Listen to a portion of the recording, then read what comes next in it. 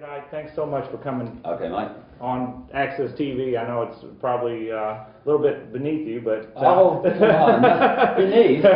You're worldwide. No, but, there's no beneath or above. You know, these are all vehicles for getting information out, and they're all equally important. Access TV. A lot of people in Austin, Texas, watch Access TV. You'd be surprised. You know, we have people like Alex Jones and Jeff Contreras and Chris Athanas on Access TV there, and so people get their start on Access TV. Yeah, I've done a few Access TV interviews around America, and in many ways they are a very important way of getting information out, because the mainstream just wants to jump on this stuff. You know, mustn't tell people the truth. It might affect advertising. You know. Yeah. First of all, tell us who David Icke is. Well, I was born in what we call in England a working class family in a big council estate back in 1952. And I was brought up with a father who was very much a questioner of the system. He was in the medical corps during the war and saw that you know, people were used as fodder. He also saw the way that people were living in abject poverty in the places he went to, actually around fantastic riches, and things like the Roman Catholic Church and what have you. And he was very cynical about the whole system of life and the way that people are controlled. So I was kind of brought up in that. I was always very questioning of authority. And I became a professional soccer player. That finished with arthritis when I was 21, and I became a journalist. And I was a newspaper journalist, and then radio, and then I became a network anchorman for the BBC. And then during the 80s, I started to realize that the way the world was controlled was nothing like what we believed it was. That although there appeared to be different sides in politics and what have you, if you went behind the scenes, the sides started to disappear into one.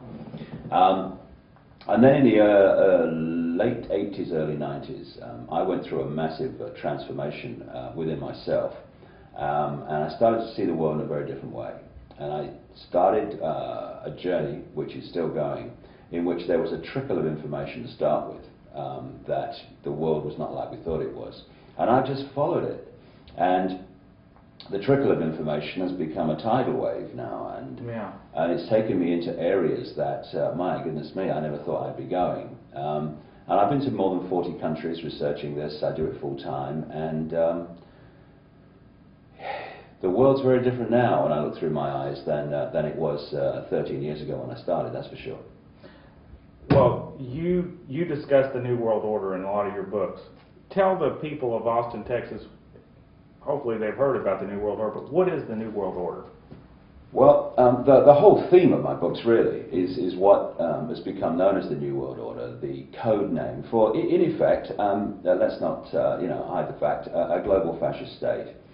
What you can pick up is a series of bloodlines and a secret society network that actually began in the ancient world. Far, far back. Babylon was one of its major centers, which is why, as I show in the books, there's so much Babylonian symbolism all around us, because the same mentality, the same networks, the same bloodlines are still in control. And what they did was expand out of the Near and Middle East into Europe, where these bloodlines became the aristocracy and royal families of Europe. And thanks to the European empires, particularly the British Empire, of course, on which they said the sun never set, it was so vast, these bloodlines were exported all over the world. And they ran the colonies. They ran the colonies of what became the United States. And what happened then is that there was a switch from one kind of dictatorship to another, and the one they switched to is the far more potent form of dictatorship. One dictatorship, which has a finite life, is one that you can see, touch and taste. It's Hitler's Germany, it's Stalin's Russia, Soviet Union. You know where you stand. It's apartheid in South Africa. You know who the controllers are, you know you're controlled. Now, because you have a target, the human desire for freedom will eventually, it might take some time, will eventually rebel against that. And that's basically what you had when this network was running the colonies of America and the other places around the world in its empire. However, the most potent form of control is what I call the prison without the bars. And what happened when the colonial powers like the British appeared to pull back and give independence to the United States and independence to African countries and that stuff, is actually they replaced overt dictatorship with covert dictatorship. The covert dictatorship is far more potent because people do not rebel against not being free when they actually believe they are. It's like they sit there and cook because the water's being heated very slowly. The frog in the pot. Absolutely, the frog in the thing, frog in the saucepan. So what happened is that when the British Empire apparently retracted out of the United States, they left behind here the bloodline and the secret society network through which the bloodline manipulates itself into power, and they have gone on controlling the United States ever since. One of the great myths of the world is the problems are caused by, originally in their base form, by big bad satanic America. America has been set up by the Illuminati powers, this network, in Europe as the fall guy, to get people looking over there at big bad America. It's all America! And therefore, people are not turning around and seeing where the real power is. The present ludicrous, lunatic administration of George Bush may be firing literally the bullets, but they're loaded in Europe. Not by the governments of Europe, but by the center of this web, the secret society web, that Who are for these historical people? reasons has been located. Do you have any names? Well, if you look at the major banking families, you look at the major families that control the transnational corporations, you look at the Rothschilds, the Rockefellers, what they've created as they've passed through history, expanding their power all the time, is a structure of, like Russian dolls, one doll inside a bigger doll inside a bigger doll. Their structure is small pyramids inside bigger pyramids inside bigger pyramids until you have a global pyramid that encompasses all the others. And if you look at this pyramid structure, look at any organization, a business, a bank, a university, a government, they're all structured as pyramids. At the top, you've got a tiny, tiny few people who know what the real deal is in that organization, what the real motivation is, what the agenda is. As you come down the pyramids, you meet more and more people in the organizations, but as they come down, they know less and less of what the organization's really about. They only know their little part in it. They're not trying to manipulate a global fascist state. They're trying to earn money for their family. Useless dupes. Yeah, so when people say, it's the government, it's the Freemasons, it's not. The vast majority of people in government have no idea that they are daily playing a part in building not just a global prison, but let's be fair, their own prison for their own children also. Same with journalists and stuff like that. So this pyramid structure, what they do is as you come up it, people who are not in the game or are not acceptable to this power elite are filtered out. So by the time you get to the peaks of the pyramids in these major organizations, only those either serving the agenda or acceptable to it are there. So if people want names, just look at the families and the people who are running the major corporations, the major banks who are at the top of the pyramids in government, and you're looking at people who are either placemen in awareness or placemen who are just there to do a job for this elite without fully realizing what they're part of. And this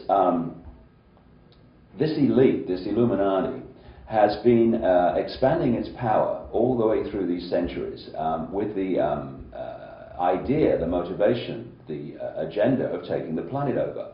So if you go from Babylon, their headquarters in the ancient world, they then moved to Rome. And what happened when they headquartered in Rome? We had the Roman Empire, we had the creation of the Roman Church. You then move further through history, and although it's still massively influential in Rome and that part of the world, it moved further up into Europe, and it's centered in places like London particularly, Paris and Germany.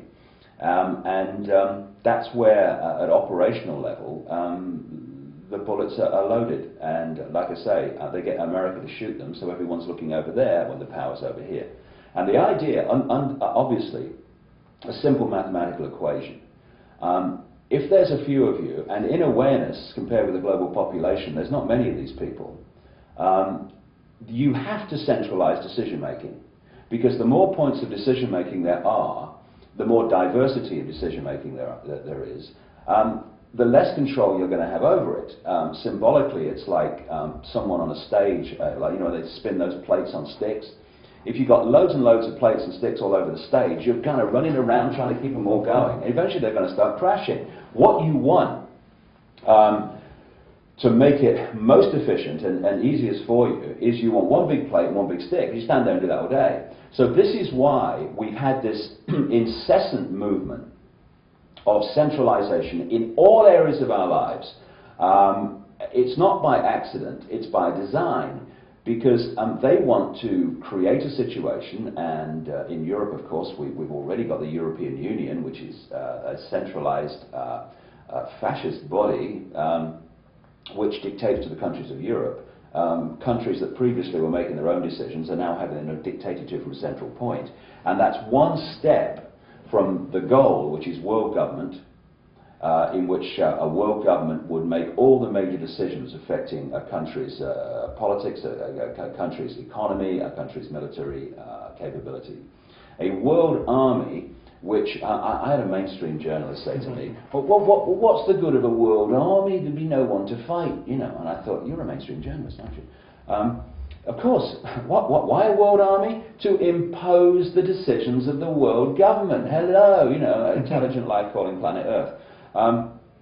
And then you have the World Central Bank, the ones. Of course, we've got the European Central Bank now in Frankfurt, the centre for the Rothschilds throughout history. And they want a world currency which would not be physical money. It would be electronic and cashless society, for which there are fundamental implications for freedom. And they want the jewel in the crown of this agenda, which is the microchip population.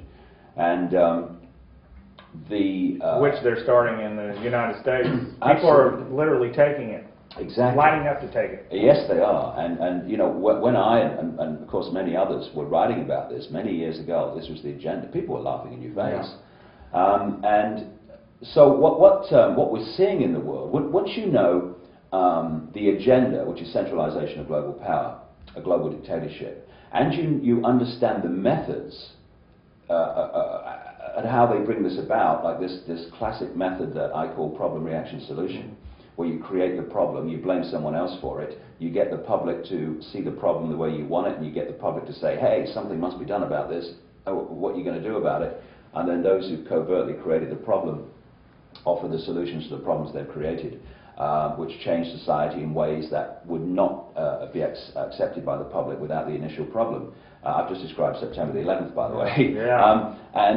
So once you know the methods, like problem, reaction, solution, you know the goal, which is this centralized state, the world suddenly goes, whoa, I can see it now. You turn on CNN, you know, Criminal News Network, you turn on ABC, bang, you can see it happening in front of your eyes.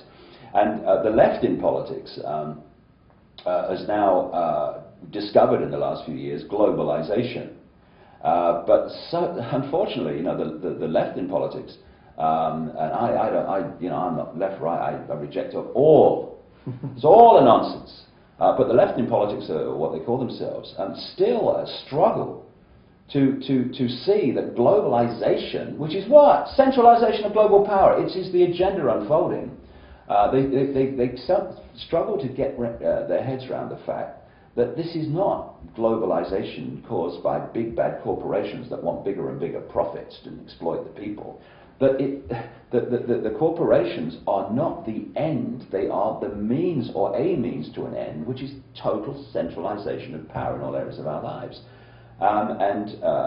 There was a documentary in Britain by an Australian journalist called John Pilger about globalization, in which he pointed out that a quarter now of the world's economic activity is down to 200 corporations. Now, that's basically where the left sees it. If you go to the next stage, and you realize how this Russian doll pyramid within pyramid structure works, those 200 corporations are actually one corporation.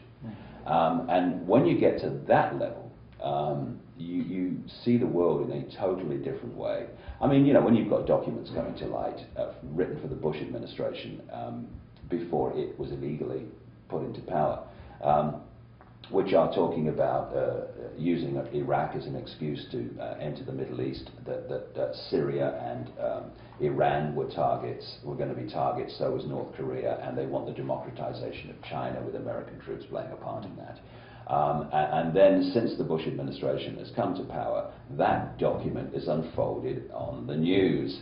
And as I'm speaking to you now, we have the next stage of the Middle Eastern situation being prepared with Powell and Rumsfeld and people like that talking about terrorism and what have you involving Syria and all this stuff with Iran. They're just setting out the agenda.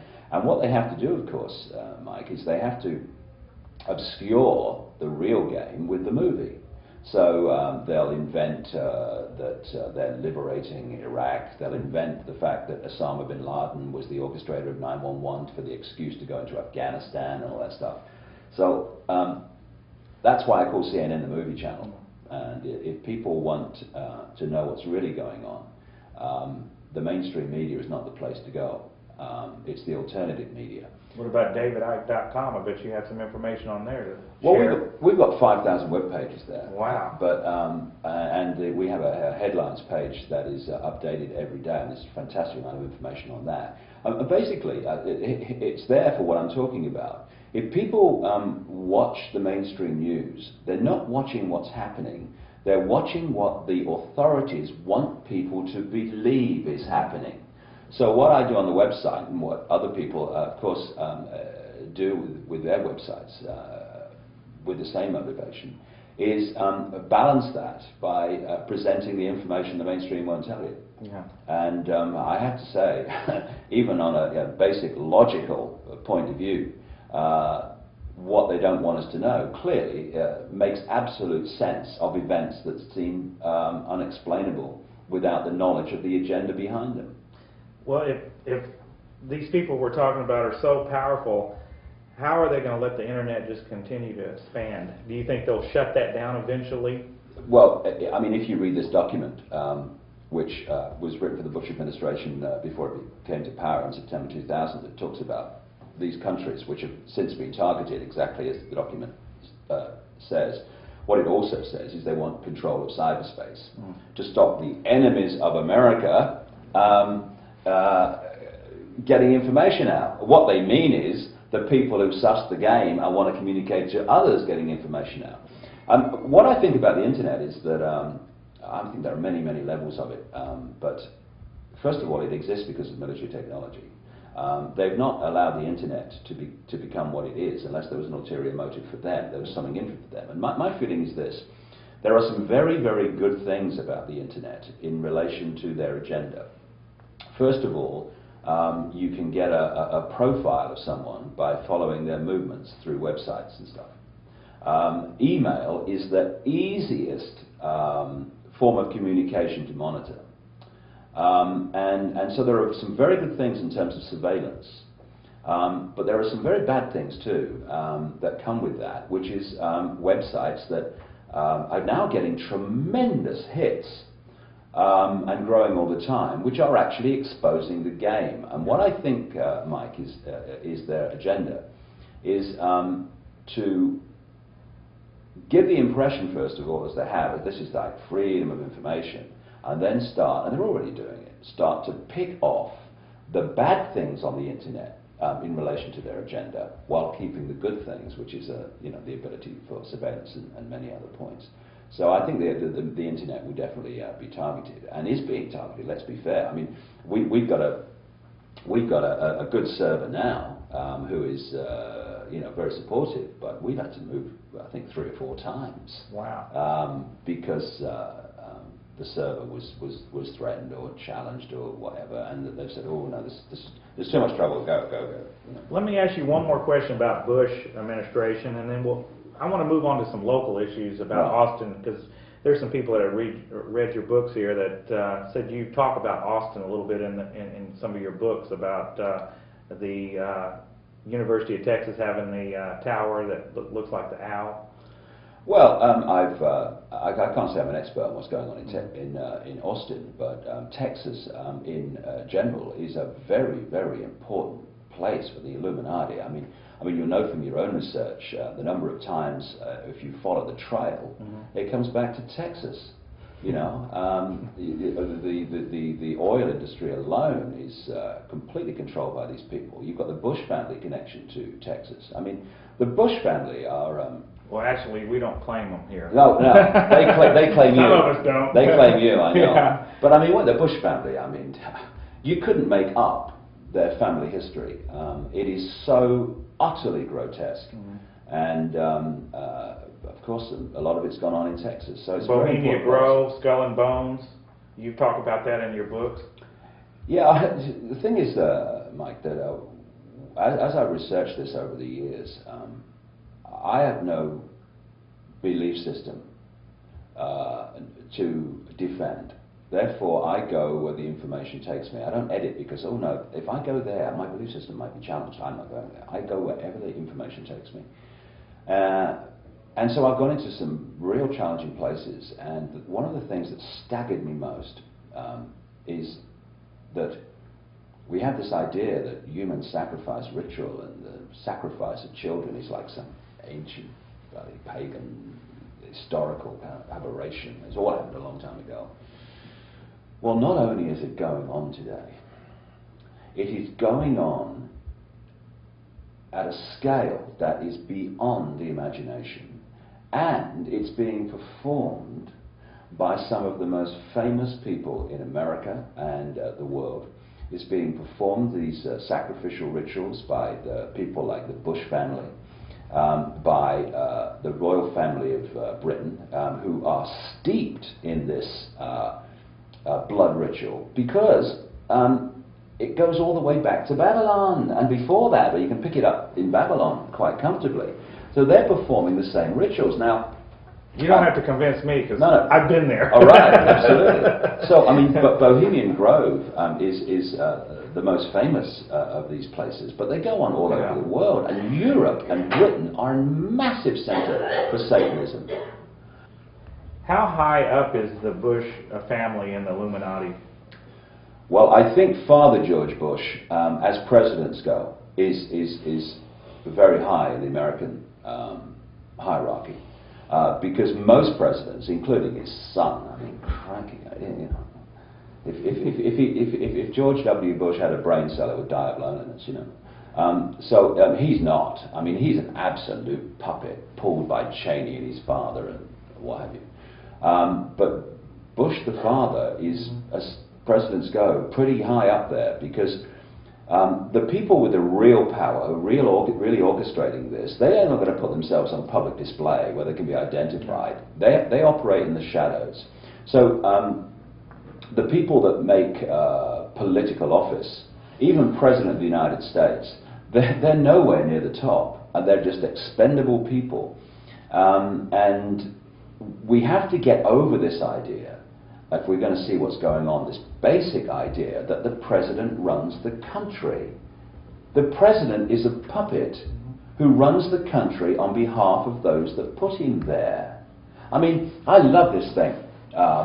Anyone can become president of the United States. I love it. I mean, hey, I mean, crikey, it'll be on HBO or something, and they're a comedy channel. The president doesn't run the country, and neither can anyone become president. When you look at the presidents from George Washington to George W. Bush, and you go through their genealogy, we have, 280 million people or something like that in America now. Look at the millions, hundreds of millions more since 1776 and the Declaration of Independence.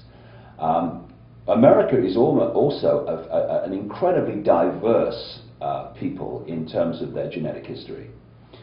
If anyone can become president of the United States, clearly the presidents of the United States, from Washington to Bush, should reflect, increasingly so now, this fantastic genetic diversity. When you do their genealogy, The presidents of the United States are no less a royal dynasty than those in Britain and Europe.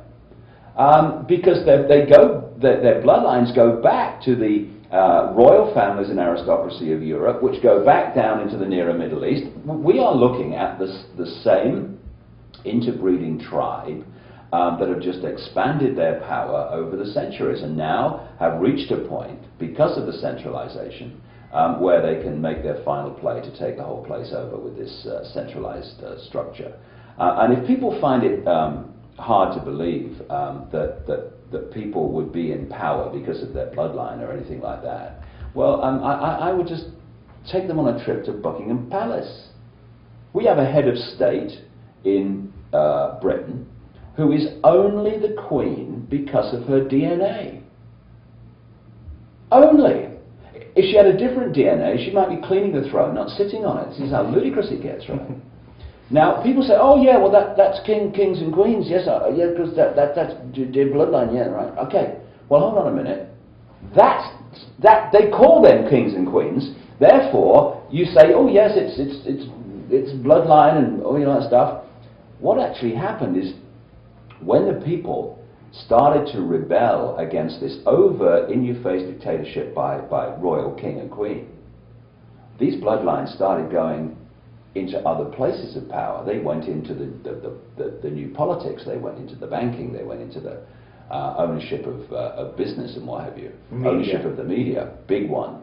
Of course, if you want to sell people a movie, a lie, to obscure what's really going on, then you need to control the major sources of information that people are going to receive, because then you can sell them the lie, and that's why the media is owned by this Illuminati. So, like I say, the presidents of the United States are no more or less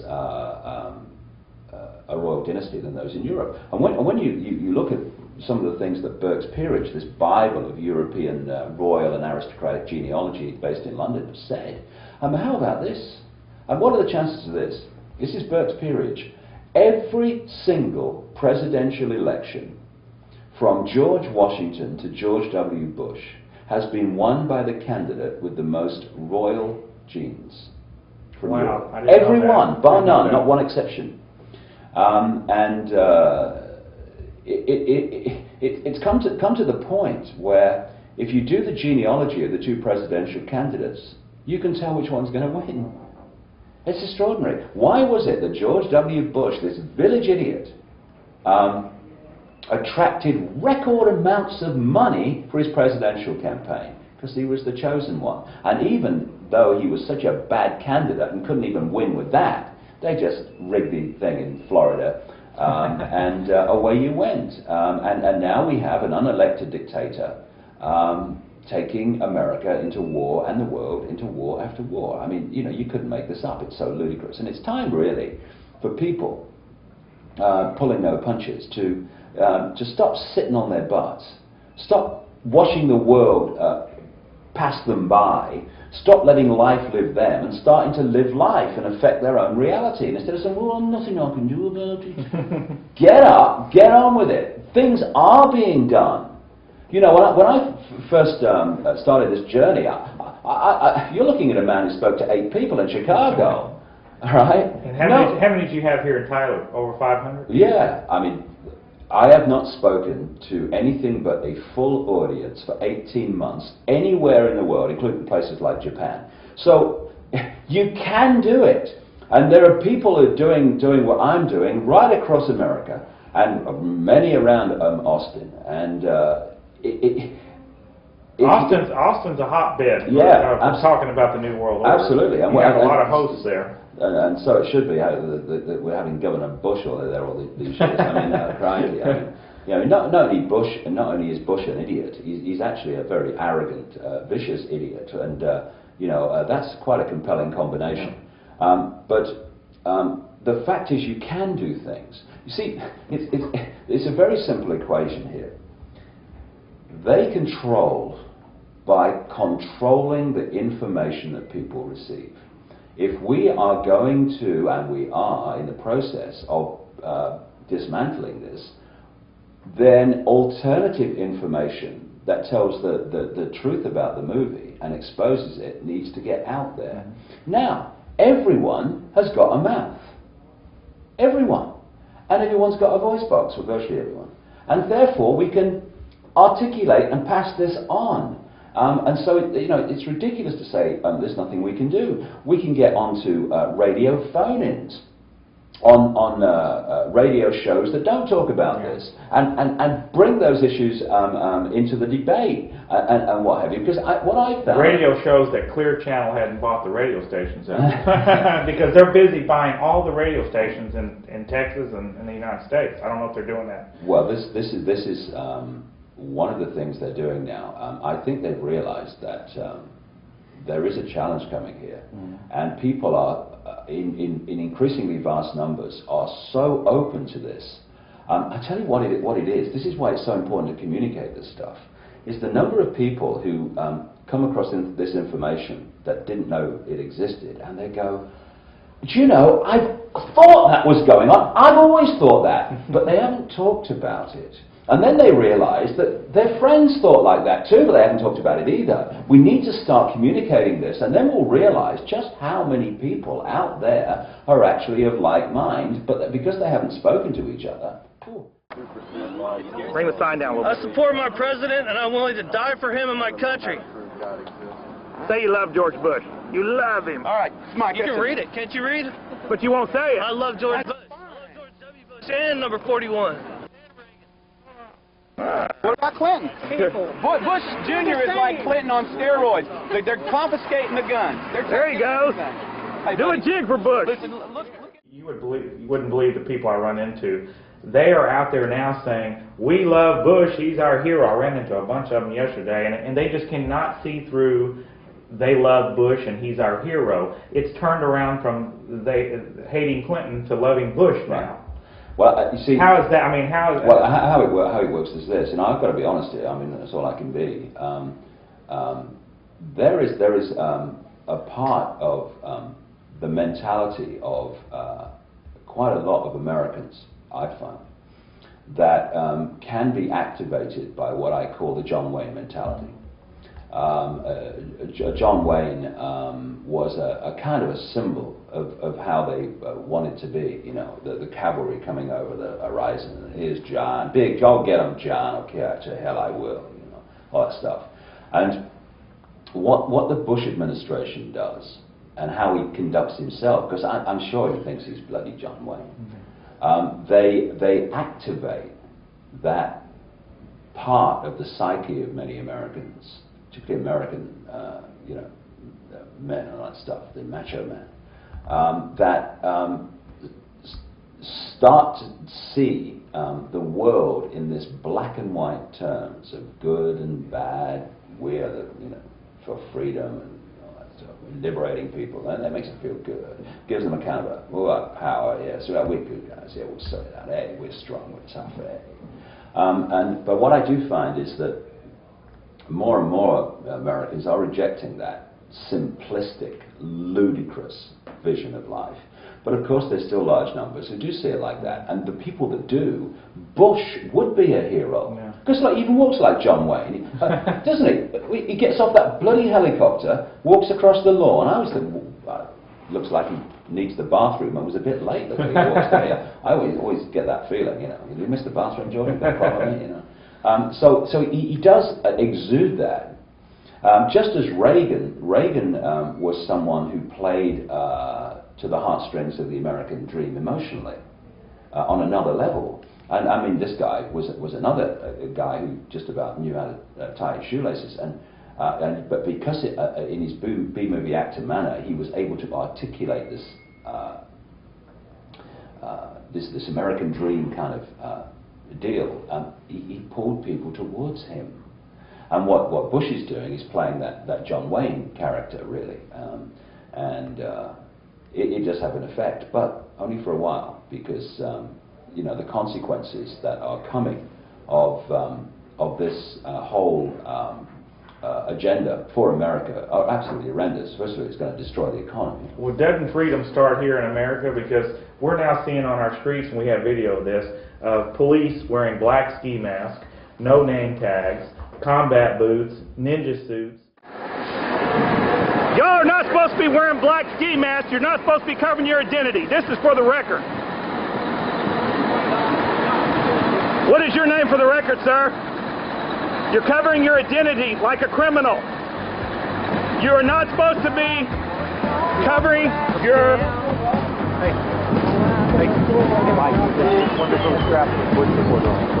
I'm sure they are. Right there.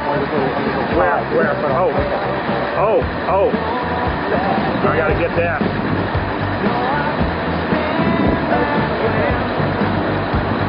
Oh, that is perfect.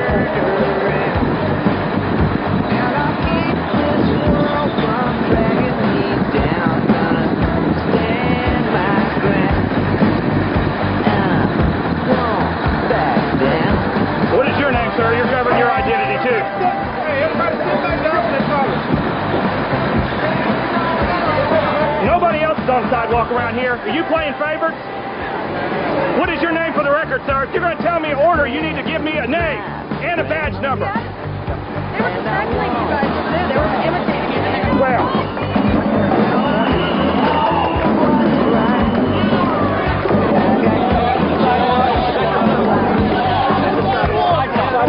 they're wearing black ski masks. Black ski masks.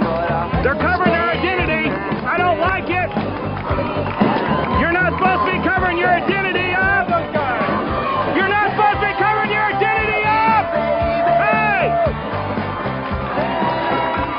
Well, doesn't freedom start here in America? Because we're now seeing on our streets, and we have video of this, police wearing black ski masks, no name tags, combat boots, ninja suits. I mean, it's all, the police state is coming down. They have the Patriot Act 1, the Patriot Act 2 coming down that Bush is hopefully not going to sign 2. But, I mean, does freedom start with America, or are we trying to get everybody else free? How does that work? I think America was set up to be a vehicle for this agenda to manifest globally.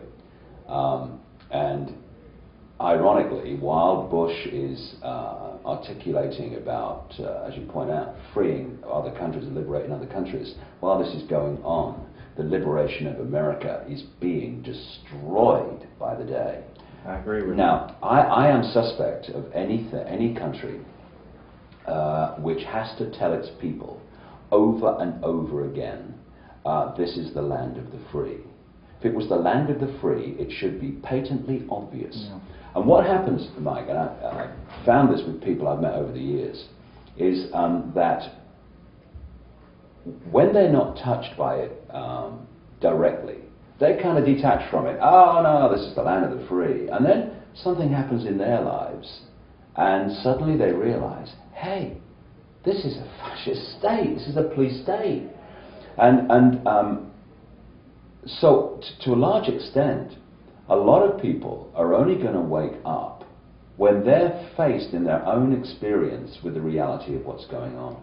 Because what happens with these authoritarian states is that as long as the people abide by the rules, the people are basically left alone. Once they don't abide by the rules, then they're jumped upon. If you take the example of troops, when troops play by the rules and they do as they're told and they go out and blow people away in Iraq or wherever, they're fine. They're heroes, you know, great heroes, just so brave. When they come home with Gulf War syndrome, yeah. Suddenly they're not playing by the rules. Hey, you're complaining about this, you're causing us a problem here, and suddenly they're not heroes anymore. And this is the way the system works, the carrot and the stick. And so people are going to realize more and more as this fascist state closes in, its police state closes in, more and more people are going to be affected directly by its imposition. And it's going to have the ironic effect of waking more and more people up to this. And I think that's already happening, you know, because more and more people are being affected by this imposition that's unfolding by the day. I mean, what's happened since 9/11 is extraordinary. that people can stand by and watch that happen and think it's okay. But what is it? Problem, reaction, solution. Hey, they've got to do this to save us from the terrorists. No, if you want to be saved from the terrorists, go and knock on the door of the White House and tell them to stop, you know. We are in a situation now, a fork in the road, where we do have the choice of going one way and bringing true freedom to our experience, or going the other way. Not very long down that road, we're going to live in a global fascist state, absolutely certain, because that's the agenda and it's unfolding in front of our eyes. We are so grateful that you gave us this time on Access TV in Austin, Texas. Before we go, we had some questions that came from people in Austin. Steve, what were some of those questions that they wanted you to answer? Do you have time just to answer just a few questions? Sure, yeah. What was your impressions of the Columbia and what happened there?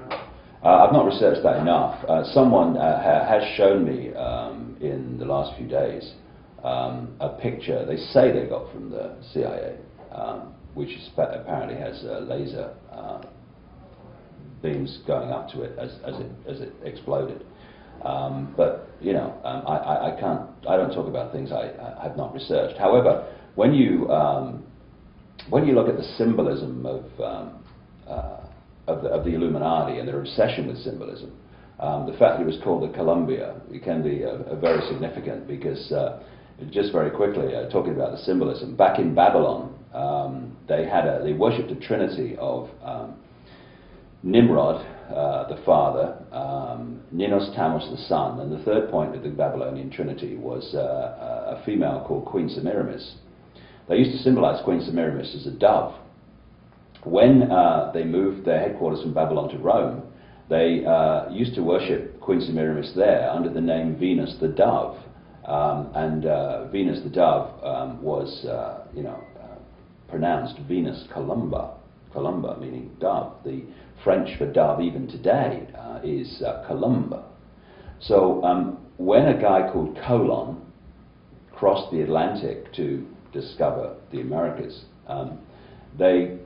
history has called him Columba, Semiramis. And when you look at the way that the Babylonians symbolize Queen Semiramis, it is a mirror of the Statue of Liberty. And the Statue of Liberty was given to New York by French Freemasons in Paris, who knew what it really symbolized, which was the Babylonian goddess. And what is she holding? She's holding the lighted torch, the classic symbol of the Illuminati, the illuminated ones. Now, as these bloodlines moved up through Europe, as I talked about earlier, they went massively through France and centered in France to a very large extent. And therefore, if you look at the symbol of the French Republic, what they call the goddess of the French Republic, which you can see all over Paris, it's another mirror of Queen Semiramis, the Babylonian goddess, because we're talking the same group. And on an island in the River Seine in Paris, just down from the Eiffel Tower and the Pont d'Alma tunnel where they killed Diana, is a mirror image. It's extraordinary when you stand there on the side of the river. I was there a few months ago.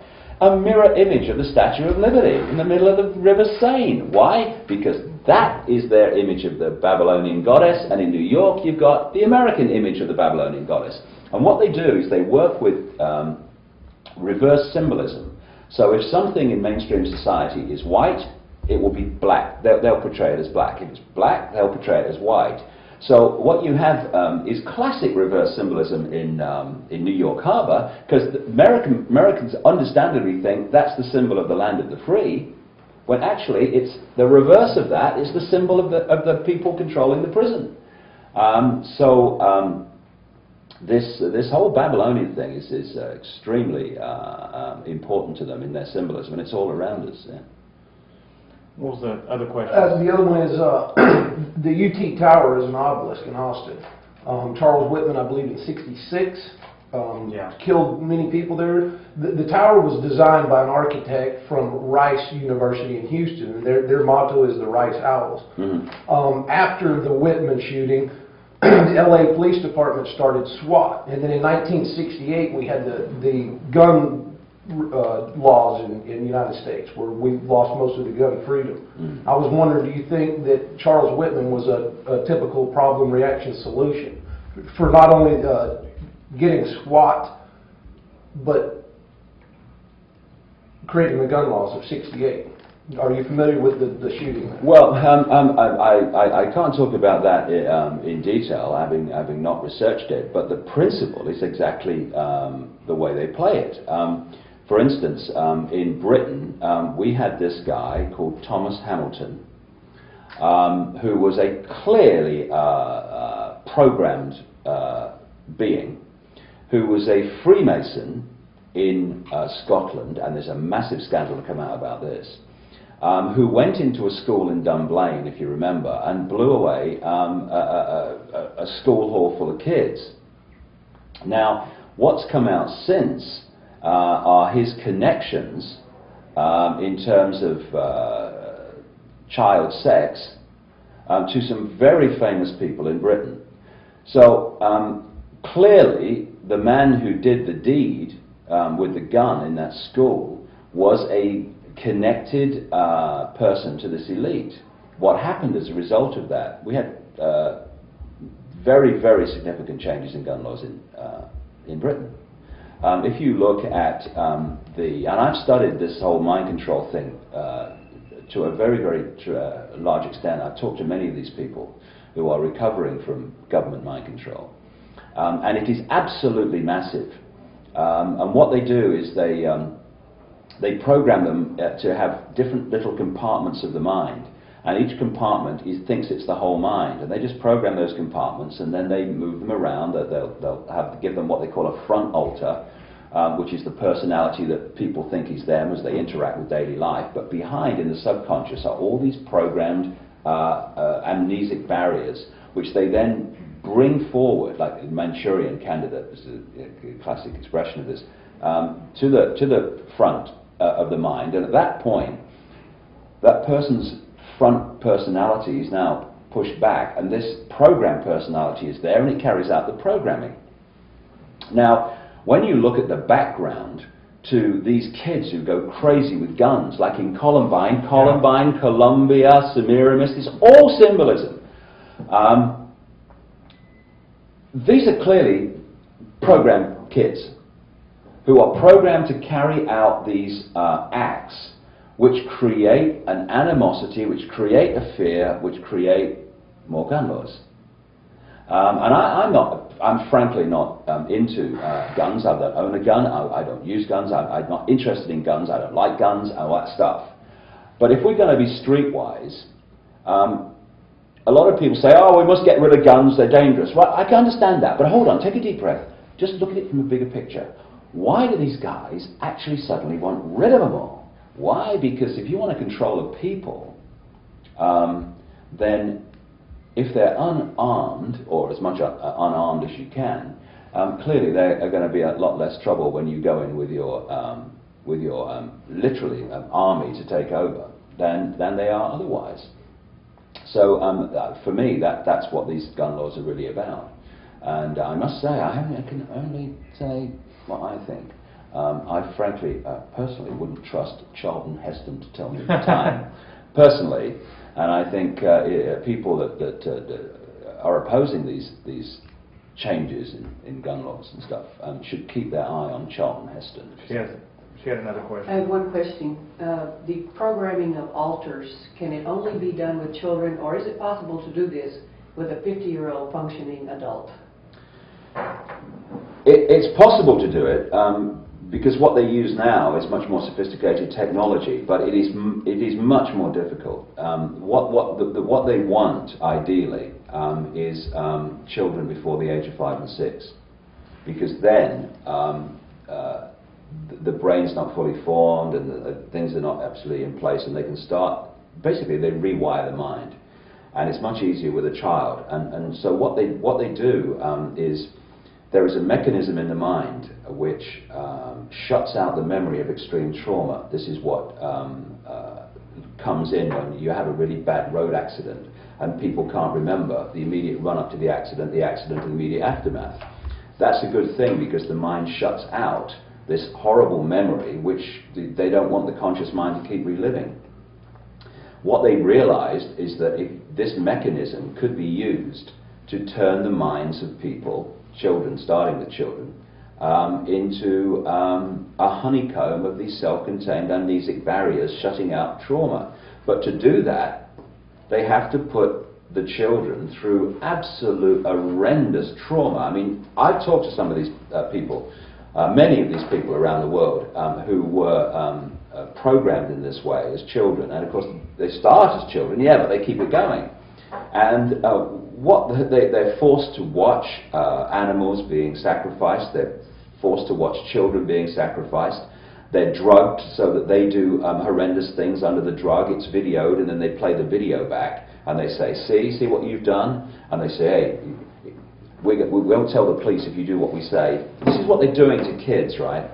And what it does is, every time a child undergoes this trauma, it what they call dissociates. It shuts it out, puts this amnesic barrier around it. And this creates the honeycomb of amnesic barriers, which they then program.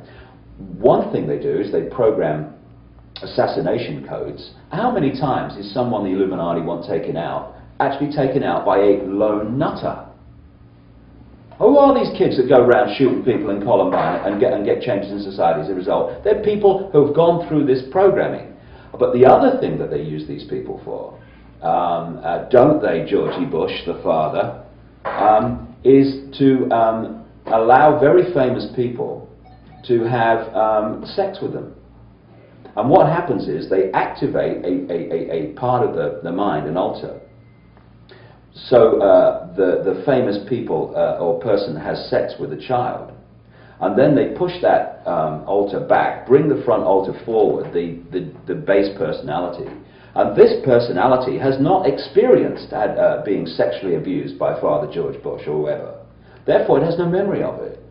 And so this is going on all the time. It's going on in the millions in America alone, never mind in Europe. And one of the people that was really at the heart of developing this was Joseph Mengele, who developed this technique in the concentration camps, where, of course, they had endless people to experiment on. And then, of course, he wasn't caught after the war. Hey, just like Osama bin Laden. And he was actually brought to America and South America, he worked in both places, to carry on and introduce this process of mind control in America. And this infamous mind control operation of the CIA, which actually came to light in public, MK-Ultra, one of the key people behind that was Joseph Mengele. And one of the places he used to work out of was the China Lake Naval Weapons Center in California. So what I understand as we go through the years is that they're perfecting these techniques all the time, so that more and more they are able to mind control people electronically through technology, which would, to come around to your question again, would make it more easier to mind control older people with this technology, rather than having to go through this process they have before of starting with children. Oh, by the way, just a quick point. Okay. Talking about mind control, what is mind control? Mind control is someone getting you to behave the way they want you to, right? Under that definition, 99.999% of people of the world are experiencing minute-by-minute mind control. Anyone who believes that Osama bin Laden was behind 9/11 is mind controlled, because they're believing something that's not true, but what the people programming them through the media want them to believe. Sorry. Well, I can understand how to do that. Will Thomas out of British Columbia put out that's right, I met him. Quite a bit about chemtrails, and he showed where they were doing it in England and all over the world. We've got a bunch of pictures here of what they've been doing in Austin. I was wondering if you could, you write a lot about frequency in your book. Supposedly the thing is they're doing is using frequency and advanced Tesla technology things to control the weather and all this other stuff. And I was just wondering if you could comment on the chemtrail epidemic, if you know anything about it. Well, in terms of controlling the weather and what have you, everything is a frequency in the world that we live in. Everything's a frequency. Rain's a frequency. Therefore, if you can generate that frequency, you're going to generate its physical manifestation. Now, when Native Americans used to do their rain dance and all that stuff, and the shaman and the people used to do the stuff, the rituals to make it rain, basically what they were doing was playing with this frequency to make it rain. That's what they were doing. That's what these people do. It's all frequency. So they can now do it with technology, and you know, they can cause tremendous problems by manipulating the weather in certain areas. I must say that in terms of chemtrails, I've been to over 40 countries as my research. I have seen these things everywhere, it seems that they possibly contain some kind of chemical or combination of chemicals which are affecting people physically. Because, see, one of the points to make is that the human entity is an incredibly powerful, something incredibly powerful to control. And so we have to be hit for them to do that on every level. And what you find when you start to look at these pyramids, and how all the pyramids go into the same pyramid peak, the companies that provide the medical drugs are controlled by the same people that put the additives in food, the same people that come up with things like aspartame, which is a mind suppressant. And who was the man who brought aspartame to the world? Donald Rumsfeld, the present Defense Secretary, who was hired by Searle Pharmaceuticals to use his contacts in the Reagan-Bush administration to force through the Food and Drug Administration approval for aspartame, when all the independent data was saying it should never ever be used. Aspartame is a mind suppressant. It was brought in soft drinks to start with. Oh, it's a sugar substitute. It's 200 times greater than sugar, sweeter than sugar, and now it's in almost all foods. What is it there for? So then you have the banking system, which is to control and pressure people through money. And so all these different things, then you have all the mind things and the electromagnetic things that affect us electromagnetically. All these things are thrown at us, and the chemtrails are one of them, to hold us in this servitude. Now that says something. It says how powerful we are. And it's symbolically, we're like a ball floating on a tank of water. If you want to hold that ball down at the bottom of the water, you have to put it down and you have to hold it there. You have to hold it there, because the moment you let the ball go, boom, its natural state is on top of the water. Our natural state is genius. And to hold us out of that state, to hold us in this servitude and this sheep-like mentality, they have to hit us at every single level of our being. Physically, chemically, electromagnetically, through the mind, all that stuff, through the emotions, and this is just one expression of that. What the chemicals actually are designed to do, I don't know, but the fact that this is going on all over the world is you know, beyond question. He's running out of time. You had one more question on the Pink Floyd thing. What was that about? Oh, it was I don't know, maybe a silly question, whether you knew Roger Waters or David Gilmour, and whether you thought that they might be Tavistock trained. Don't know. Don't know. What I will say is this, that the music industry is extremely important to the Illuminati, like the movie industry is, because it affects us so much in terms of our minds. What is music? It is very clearly vibration, and so this is why some music grates with us and some we feel good about. And so through music they can affect us vibrationally, and they're doing so all the time. And I tell you what, it's kind of funny. The more that I talk to people who've been involved in the mind control operations, and people who have been programmed and what have you, the names that they reel off of people who either helped to program them or were themselves programmed, it's like, basically, it's like a roll call for the Oscars, you know. And you know, when you think about it, if they are able to move you between personalities, what better state to be a great actor or actress if they can do that? And so a lot of these very, very famous people are actually either programmers or are themselves programmed, and it's the same throughout the music industry.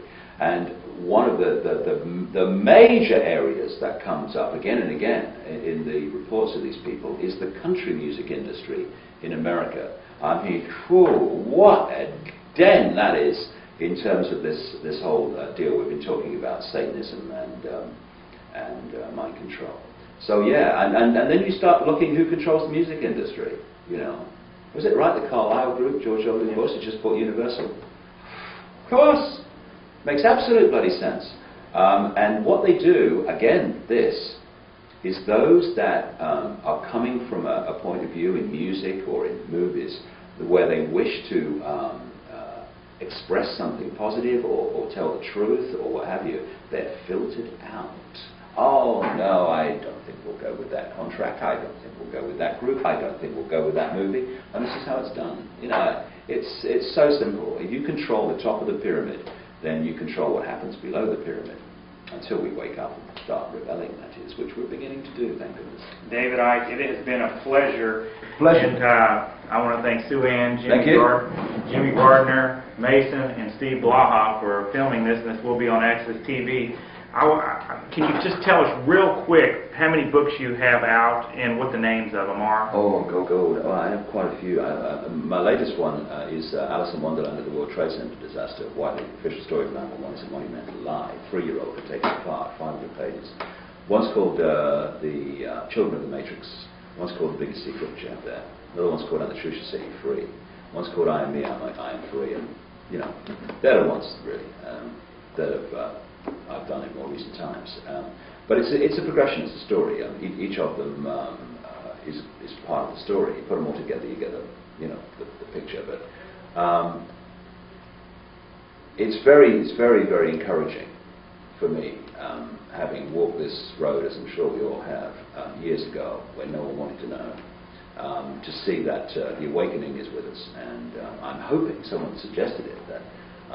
They may put a talk up for me in Austin this year, which would be great. We hope so. DavidIcke.com is the website. That's the one. And one more thing, if you want to look in this camera and tell Austin, Texas, Travis County, anything you want to tell them, David Icke, and we'll wrap it up. Over that one, well, what can I say? Well, first of all, I'm not a guru sitting on a mountain cross-legged saying, I have all the answers, he is me.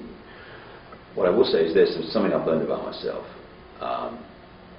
We all have this idea that we are ordinary men and women in the street, and we've got no power. That's exactly what the game wants us to believe. People who think they're ordinary live ordinary lives. People who who think they have no power live powerless lives. Neither because they are ordinary or powerless, but because they believe they are. And what this whole deal is indoctrinating and conditioning into people a sense of limitation, a sense of powerlessness, a sense that you can do nothing, because with that mentality, we are a party trick for these guys to control and manipulate. More and more people, however, are starting to realize, as I have on my journey, that I am not ordinary, and I'm not powerless. I am all-powerful, and I am unique, and I can control my reality. I can dictate what happens in my life because I'm actually in control of it. What we've done is we've allowed this conditioned reality of ordinariness and powerlessness to dictate our sense of what we can do, to dictate the sense of what we can manifest in our lives, when in fact we're completely in control of our lives. We've just given that power away. The only power these powerful people have over us is the power we give to them. If George Bush makes a statement and says we've had a discussion and this is what we decided to do, and the people say no, we're not. Where's George Bush's power? Nowhere. He ain't got any power. except that which we give to him. And if we're going to make a difference in the world and change these things we don't like, we need to take our power back. And that means starting with ourselves and realizing we have power in the first place. The power to dictate our own destiny, the power not to have to do what other people tell us we should do, not to think the way people tell us that we should think, not to keep our mouths shut and our heads down because we're worried about what other people think. Who cares what they think? They have a right to think what they like, but so do we. And the more people that start speaking out and expressing this uniqueness that we have, instead of being a clone of the system, the more the system will start to disintegrate, because it depends on clones, and it's terrified of people expressing their uniqueness and expressing what they really believe and living the lives they really want to live, because that breaks up the uniformity that holds this whole deal together. Be yourself, change yourself, and you change the world, because you are the world and the world is us. That's what I found anyway. Thank you, David Icke. And we'll see you next time, Austin, Texas. Thanks and God bless. Thank you.